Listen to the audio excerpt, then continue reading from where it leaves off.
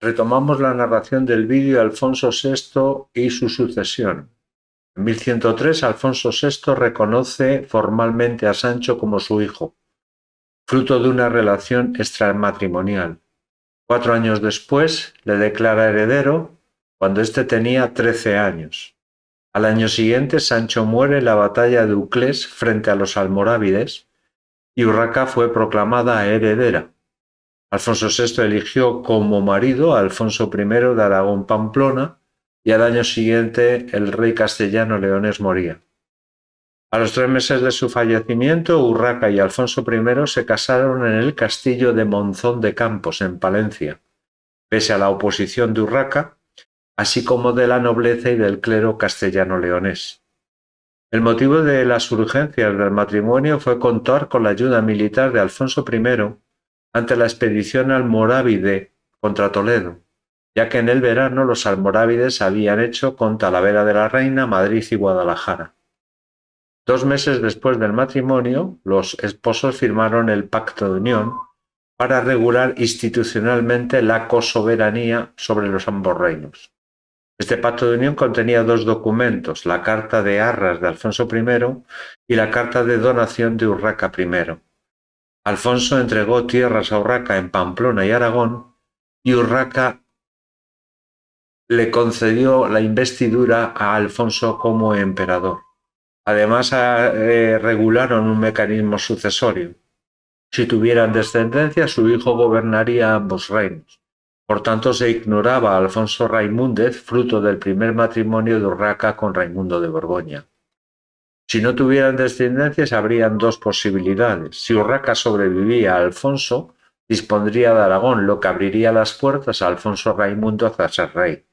Pero si Alfonso sobrevivía a Urraca, dispondría del reino de Castilla y León hasta su muerte, que pasaría posteriormente a Alfonso Raimúndez.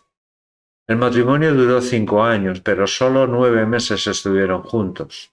Su relación fue tensa y borrascosa debido a los caracteres opuestos de los cónyuges.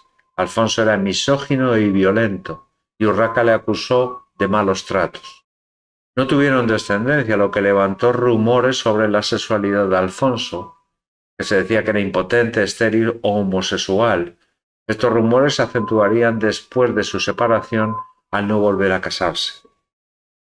Este pacto de unión no provocó desajustes en el reino de Aragón, ya que Urraca actuó como reina durante varios meses en el 1110, no así en Castilla y León, donde hubo muchos inconvenientes de diferentes grupos. El alto clero francés tenía miedo a perder su influencia y privilegios adquiridos durante el primer matrimonio de Urraca con Raimundo de Borgoña y se negó a reconocer el matrimonio aduciendo razones de consanguinidad, ya que ambos eran bisnietos de Sancho Garcés III de Pamplona. En aquel momento la Iglesia prohibía los matrimonios de parentesco hasta el 7º grado. Pero este argumento no fue utilizado en casos similares tanto anteriores como posteriores. Otro sector que se opuso al Pacto de Unión fue Galicia, ya que suponía una pérdida de derechos al trono para Alfonso Raimundo, fruto del primer matrimonio de Urraca y Raimundo de Borgoña si hubiera descendencia. En Galicia había 2 tendencias. El conde de Traba, Pedro Froilaz, tutor del infante, se postulaba por una Galicia independiente cuyo rey fuera Alfonso Raimúndez. Y por otro lado, el arzobispo de Santiago, Diego Gelmírez, apostaba que Alfonso Raimúndez fuera el sucesor de Urraca. Otro sector que se opuso fue la nobleza, liderada por el conde Gómez González, amante de Urraca, que se oponía por el temor a una pérdida de poder, y tenían sus motivos, porque desde el primer momento Alfonso I nombró a aragoneses y pamploneses para cargos públicos importantes, así como a los alcaides de las fortalezas. Y por último los condes de Portugal, Teresa, la hermana de Urraca, y Enrique de Borgoña, se oponían porque podía cortarle las expectativas de expansión de su condado. Los únicos que se pusieron de parte de Alfonso I fueron los burgueses de las ciudades del Camino de Santiago, ya que tenían un enemigo común, la nobleza y el alto clero. En enero de 1110 Alfonso I marchó a Aragón, ya que el rey Taifa de Zaragoza, animado por las victorias de los almorávides, hizo correrías por Tudela y Olite, causando graves daños y obteniendo muchos prisioneros. Alfonso lo derrotaría en la batalla de Valtierra, donde murió el rey Taifa y liberó a los cautivos. Este momento fue aprovechado por el conde de Traba para rebelarse en Galicia, reclamando los derechos de Alfonso Raimúndez.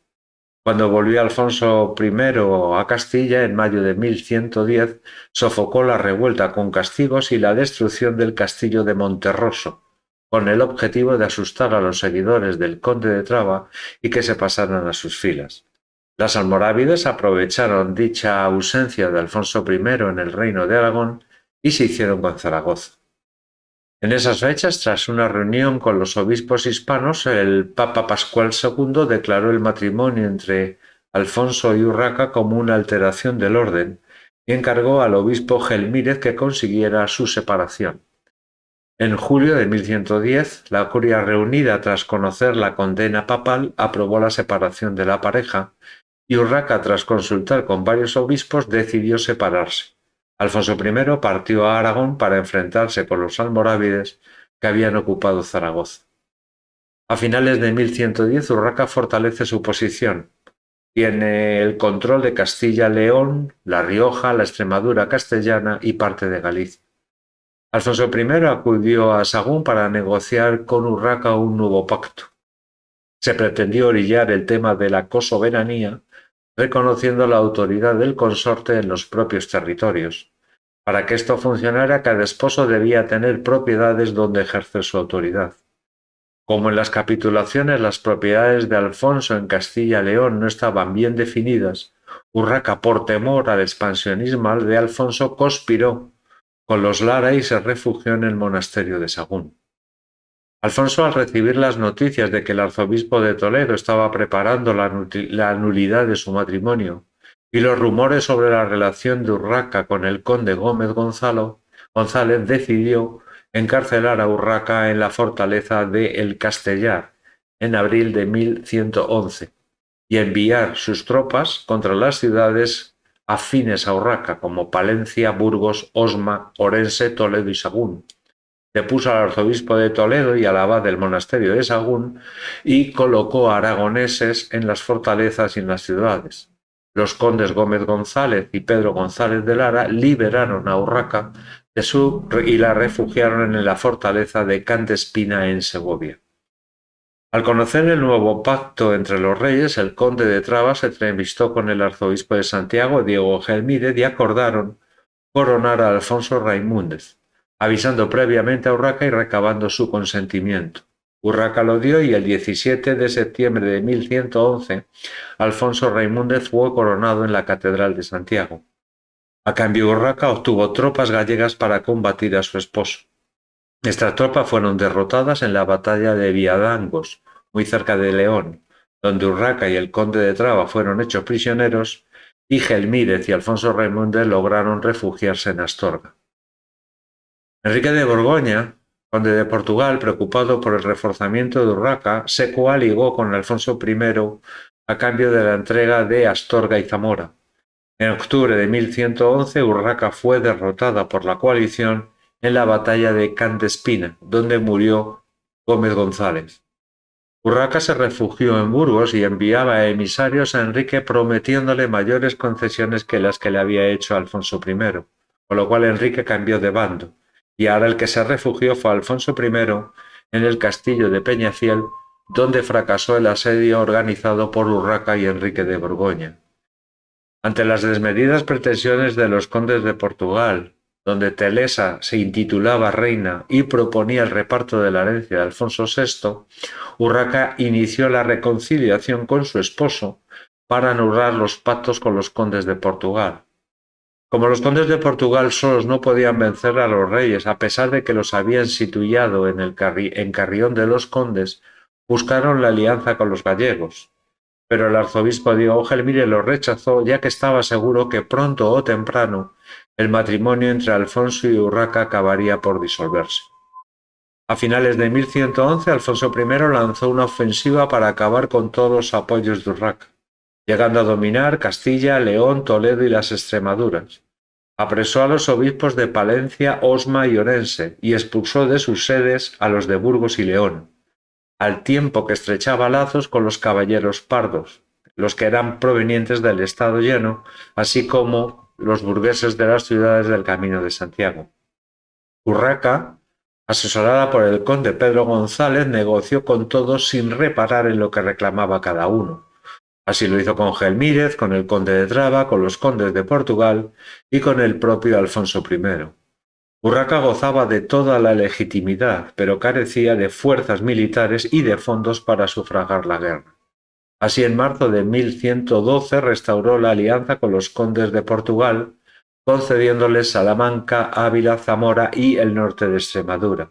Ni obispos ni monjes de la zona se opusieron, ya que la alianza les resultaba favorable a sus intereses. Las ayudas dieron su efecto y Urraca revirtió la situación. Con los gallegos depusieron al obispo de Mondoñedo y se aumentaron las inmunidades a la iglesia de Santiago. Ahora todas las rentas de realengo y del infantado pasarían a la sede episcopal. Con tropas gallegas y dinero, Urraca llegó a Astorga, donde se reunió con tropas del conde portugués, de los nobles castellanos y de los monasterios cluniacenses. Alfonso I no le quedó más remedio que refugiarse en el castillo de Carrión de los Condes. Gracias a la mediación del legado del Papa, Ermengol de la Chiusa, Alfonso I abandonó Carrión y Urraca se instaló en la ciudad, donde reunió una asamblea de nobles y ciudadanos castellanos que recomendaron a Urraca que restableciera la unión matrimonial con Alfonso I, con la garantía de defenderla si Alfonso volvía a las andadas. En el verano de 1112, Urraca y Alfonso I se reconciliaron y llegaron al siguiente acuerdo. Alfonso limitaría el número de tropas en Castilla y León, además los alcaides y tenentes serían elegidos por Urraca. A cambio no se celebraría el sínodo de obispos que trataría sobre la nulidad del matrimonio. Galicia saboteó dicho pacto porque suponía una pérdida de derechos para Alfonso Raimúndez. Unos meses antes, en mayo de 1112, moría Enrique de Borgoña, pero esto no supuso ningún cambio, ya que Teresa continuó con la política independentista. Teresa salió con el conde de Traba y también se lo propuso a Alfonso I, sugiriendo la candidatura al trono de su hijo Alfonso Enríquez. Alfonso I la aceptó y el pacto entre los reyes se volvió a romper, con lo cual no llegó dicho pacto a pasar el verano. Se puede decir que desde esa fecha Urraca empezó a gobernar en solitario. Contaba con la lealtad de Asturias, León, parte de Galicia, conjuntamente con Alfonso Raimúndez, y el oeste del reino lo tenía en manos Teresa y Alfonso I controlaba casi toda Castilla. Así que el primer objetivo de Urraca fue recobrar Castilla.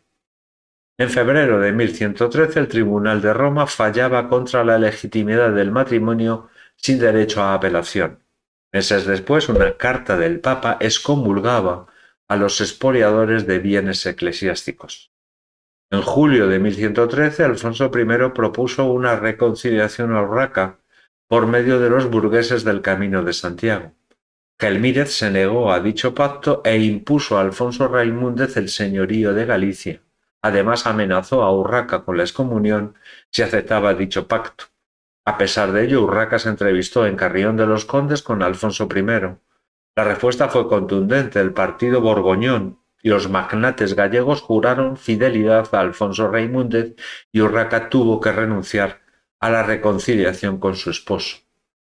En octubre de 1114 se reunió el concilio en León bajo la dirección del arzobispo de Toledo y con la ausencia del arzobispo de Santiago, Diego Gelmírez, que rechazaba la primacía de Toledo. Este concilio decretó la definitiva separación matrimonial. Alfonso I lo aceptó y repudió a Urraca ante la curia regia en Soria. Esto puso punto y final al pacto entre Urraca y Alfonso I y a su matrimonio.